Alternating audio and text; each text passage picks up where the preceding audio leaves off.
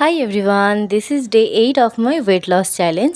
আর আজকে কিন্তু আমি নতুন জুতো পরে বেরিয়ে পড়েছি। আর মায়ের দর্শন করে মনটা একদম ফ্রেশ হয়ে গেছিলো। তারপরে রাধা মাধবের দর্শন করেছি আজকে।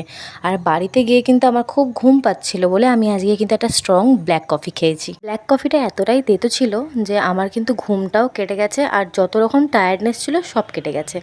আর আমি কিন্তু আজকে অনেকটা ফেস যোগা করেছিলাম। আর এই ফেস যোগাগুলো কিন্তু তোমাদের আমি আগেও দেখিয়েছি। এই এক্সারসাইজগুলো করলে কিন্তু তোমার ফেসের যে ব্লাড সার্কুলেশন সেটাও ভালো থাকে, এবং কিন্তু তোমার গাল টালগুলো একটু চিকন হয়ে যাবে। তারপরে আমি 5 থেকে 7 মিনিট করেছিলাম অনুলোম বিলোম, যেটা আমি কিন্তু প্রতিদিন করি।